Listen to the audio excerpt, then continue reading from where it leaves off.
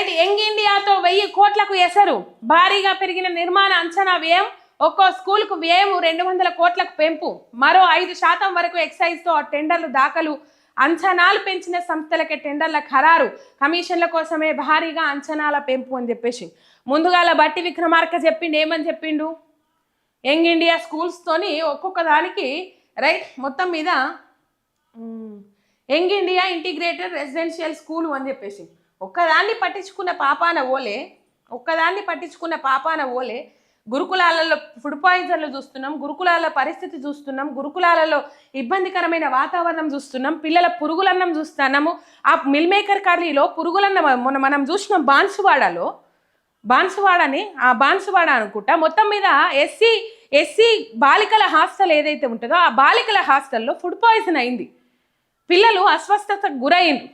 25 మంది పిల్లలు ఏమో అస్వస్థతకు గురయ్యారు. అయితే మిల్ మేకర్ కర్రీలో పురుగులు వచ్చినాయి మేడం అంటే ఏం కాదు అట్లనే తినుర్రు అని చెప్పేసి తినబెట్టిందట. ఎవరు? Warden madam. తినబెట్టిన తర్వాత పిల్లగాళ్ళకు వాంతులు విరేచనాలు మొదలైనయట. మొదలుగానే ఈ ముచ్చట బయటకు పోతే మేడం 108కు ఫోన్ చేయరు మేడం అని అంటే ఈ ముచ్చట బయటకు పోతే నా ఇజ్జత్ పోతుంది అని చెప్పేసి ఆర్ఎంపీ డాక్టర్ను పిలిచి, ఆర్ఎంపీ డాక్టర్లు కొంతమంది మంచుకుంటారు. నిజంగా ఆర్ఎంపీ డాక్టర్లు కొన్ని ఊర్లలో దేవుని లెక్క మొక్కుతారు. ఎందుకంటే ఇంత చదువుకున్న వాళ్ళు ఉంటారు. ఇక కొంతమంది ఉంటారు వీళ్ళు రావు కానీ ఇంజెక్షన్ చేస్తారు. అసొంటోళ్ళు కూడా ఉన్నారు. వాళ్ళ అందరినీ కాదు ఇక్కడ అనేది, అట్లా వేసేటోళ్ళనే అంటున్నాం.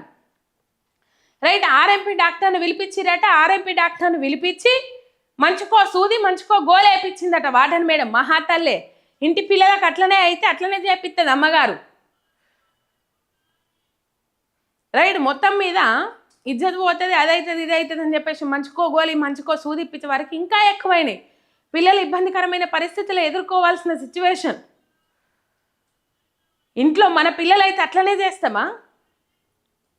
పురుగులు కనబడుతున్నాయి మేడం అన్నా కూడా అట్లనే తినమన్నారట.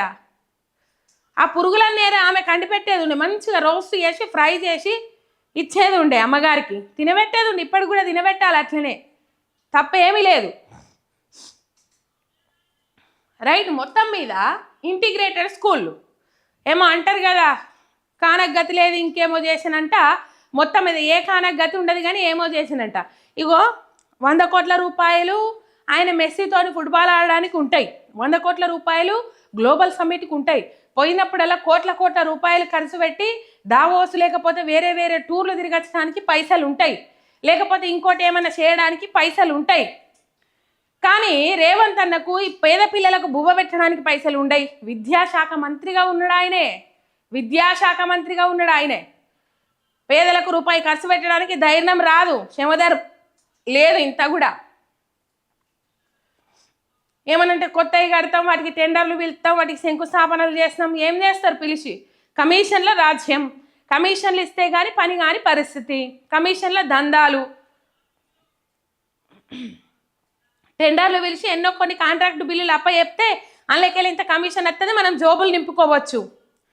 ఏం చేసిర్రో తట్టడి మట్టి నింపిర్రా, లేకపోతే ఇటుక వేసిరా, పునాది వేసిరా, లేకపోతే స్లాబులు వేసినరా, బిల్డింగులు కట్టినరా?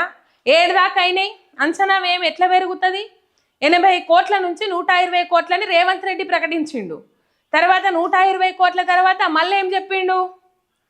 200 కోట్లు అయితే అని చెప్పేసి మళ్ళీ అమాంతం పెంచేసిరు. 2500 కోట్ల నుంచి 4000 కోట్లు, దాదాపు అందులో 1000 కోట్లు దండుకునే ఆలోచన. ముందుగా లాగా ఉన్న గురుకులాలను పట్టించుకోరి, పిల్లలకు నాణ్యమైన భోజనం అందించుర్రి, పిల్లలకు నాణ్యమైన బువ్వ పెట్టుర్రి, పిల్లలు ఆగం కాకుండా చూడుర్రి. అది లేదు. ఏమన్నంటే ఆంబుక్క పెట్టాలి, కమిషన్లు విలువాలి, కమిషన్ల దందా, కమిషన్ల రాజ్యం. ఇది తప్ప ఇంకొకటి ఏమీ లేదు. రైట్. భారీగా పెరిగిన నిర్మాణ అంచనా వ్యయం. ఒక్కో స్కూల్కు వ్యయం 200 కోట్లకు పెంపు. అప్పుడు గట్లనే మూసీ సుందరీకరణ అని చెప్పేసి ముందుగాల 70 కోట్లు అన్నారు, తర్వాత 100 కోట్లు అన్నారు, తర్వాత 150 కోట్ల రూపాయలకు పెంచుకున్నారు అంచనా వ్యయం. ఏకం ఒక్కరు మాట్లాడేది ఒక్కరి పొంతనలేదు. ఈ ఇంటిగ్రేటెడ్ స్కూల్ వ్యవహారంలో కూడా బట్టి విక్రమార్క 80,000 కోట్లు అన్నాడు, తర్వాత 120 కోట్లు అన్నారు, తర్వాత రేవంత్ రెడ్డి అమాంతం. రేవంత్ రెడ్డి 120 కోట్లు అన్నాడు. ఒక్కో దానికి ఖర్చు అయ్యే ఖర్చు మొత్తం 20కో ఏమో అధ్యక్షిరట. మొత్తం మీద 79 స్కూళ్ళకేమో చేసిరట.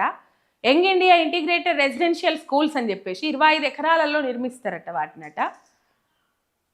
ఇగో ఇట్లా ఉన్న గురుకులాలను పట్టించుకోరి సార్రు అంటే ఉన్న గురుకులాలను గాలికి ఇచ్చిపెట్టిర్రు. గురుకుల వ్యవస్థను ఆగం చేయాలని చూస్తూ ఉన్నారు. పేద పిల్లలు ఎందుకు జీవిస్తారో తెలియదు. నిన్న ఎక్కడో సూర్యాపేట నల్గొండలకు సంబంధించి కనీసం అక్కడ అది ఏమంటారు వాచ్మెన్ వ్యవస్థ కూడా చక్కగా లేదనిపించింది నాకు. మరి ఉన్నారా లేరా, కావలగాస్తోళ్ళు ఉన్నారా పడుకున్నారా తెలియదు. అమ్మాయిలు యథేచ్ఛగా ఇద్దరు బయటికి వెళ్ళి ఆ మగబోరగండ్లు వస్తే ఆ మగబోరగండ్ల బండి మీద ఎక్కిపోయి తెల్లారు వచ్చిర్రు, అర్ధరాత్రి పోయి తెల్లారు వచ్చిర్రు. ఇంత అది లేదు, ఇంత నిరీక్షణ లేదు, ఏమంటారు ఇంత పర్యవేక్షణ లేదు అనేది ఇక్కడ అర్థమవుతా ఉన్నది. ఇంత నిర్లక్ష్యానికి గురైతా ఉన్నాయి. గురుకులాలు అనేది ఇక్కడ క్లియర్ కట్గా అర్థమవుతా ఉన్నాయి. భూమి ఉండదు, వసతులు ఉండయి, నాణ్యత ఉండదు, పిల్లలకు నీళ్లు ఉండయి, తాగుదామంటే నీళ్లు ఉండయి, వాష్రూమ్లు చక్కగా ఉండయి. వాటిని పట్టించుకోరు సార్ అంటే లేదు. వాటిని పట్టించుకుంటే మాకేమత్తది? చిన్న చిన్న మరమ్మత్తులే కదా. ఆ చిన్న చిన్న మరమ్మత్తులకు కమిషన్లు ఏమత్తాయి? 1 కోటి 2 కోట్లు అయితే ఏం కమిషన్ వస్తుంది? దాంట్లో 20% 30% అంటే మేము తిమ్మింగళాలం అయితే మాకు చాలుతాయా? ఇట్లా 1000 కోట్లు 2000 కోట్లు వస్తే ఇంత మా బొజ్జ నింపినట్టు అనిపిస్తుంది, మాకు మనసుకు నిమ్మలం అవుతుంది. ఇంతే కదా, ఇంతకు మించి ఏమీ లే. రైట్. మరో 5% వరకు ఎక్సెస్తో టెండర్లు దాఖలు, అంచనాలు పెంచిన సంస్థలకే టెండర్ల ఖరారు, కమిషన్ల కోసమే భారీగా అంచనాల పెంపు. కాంగ్రెస్ ప్రభుత్వ ఖాతాలో మరో కొత్త స్కామ్ చేరింది. అదే young India integrated residential schools YIRS కు సంబంధించిన టెండర్ల స్కామ్. యంగ్ ఇండియా స్కూళ్ల టెండర్లలో 5% వరకు అంచనాలు పెంచేందుకు అనుమతించారు. అంచనాలు పెంచిన సంస్థలకే టెండర్లు కట్టబెట్టారు. ఈ వ్యవహారంలో సర్కారు పెద్దల పాత్ర ఉన్నదని, పెద్ద మొత్తంలో కమిషన్లు ఖరారయ్యాయన్న ప్రచారం జరుగుతూ ఉన్నది. రాష్ట్రంలో 79 యంగ్ ఇండియా పాఠశాలల నిర్మాణానికి Telangana education welfare infrastructure corporation TGEWIDC టెండర్లు ఆహ్వానించింది. ఒక్కో స్కూల్ నిర్మాణానికి 200 కోట్ల వ్యయంతో అంచనాలు రూపొందించారు. ఇందులో దాదాపు 45 కోట్లు పన్నులు ఛార్జీలకే వెళ్తుంది. అంటే నిర్మాణ వ్యయం 155 కోట్లు మాత్రమే. అయితే మొదట టెండర్లు వేసేందుకు ఎవరు ముందుకు రాలేదు, ఏ సంస్థలు ఆసక్తి చూపలేదు. పర్సంటేజీలు ఇట్లా అట్లా అని చెప్పే వరకు మొత్తం అన్ని నూరుకు వచ్చినాయి. అంచనా వ్యయాలు ఆకాశాన్ని అంటున్నాయి. ఇది ఒక కొత్త స్కామ్. ఇగో గురుకుల భోజనంలో ఎలుకల మలం. అప్పుడే వచ్చిన తండ్రికి చూపించిన విద్యార్థిని స్పెషల్ ఆఫీసర్కు చెప్తే సమాధానం దాటవేత. స్కూల్ గేటుకు తాళం వేసి లోనికి వెళ్ళిన టీచర్లు, బయట విద్యార్థినుల తల్లిదండ్రుల ఆందోళన. కామారెడ్డి జిల్లా ఎల్లారెడ్డి KGBVలో ఘటన. ఎలుకల మలం తీసి అందులో ఉన్నోళ్ళకు పెట్టుర్రి. ఆ ఏడేడ కనబడ్డాయో అవన్నీ ఏరి ముద్ద వేసి అలాగ దింపిరి, అయిపోతుంది. ఇట్లున్నది. ఏమో అంటారు కదా, నింగికి ఎగరలేనమ్మ స్వర్గానికి నిచ్చెనేసిందట అని. ఉట్టికి ఎగరలేనమ్మ స్వర్గానికి నిచ్చెనేసిందట అన్నట్టు, కన్న తల్లి కన్నం పెట్టినోడు పిన్నమ్మకు బంగారు గాజులు చేపిస్తా అన్నట్టు ఈడ కథ చూడుర్రి. ఇక్కడనేమో పిల్లలు ఆగమైతా ఉన్నారు. భోజనంలో పురుగులు, ఎలకల మలం, మన్ను, మశానము. అది తిండా లేకపోతే ఇంకేమన్నా మనుషులు తినేదా, ఇంకేమన్నా తినేదా? ఇట్లా అండి పెట్టేటోళ్ళు ఏమైనా తింటుర్రా లేకపోతే అశుద్ధం తింటారా అనే కాడికి తెచ్చిర్రు. ఇగో వీళ్ళేమో కోట్ల కమిషన్ల పేరుతోటి దండుకొని ఇట్లా ఇంటిగ్రేటెడ్ స్కూల్స్ కడతారట.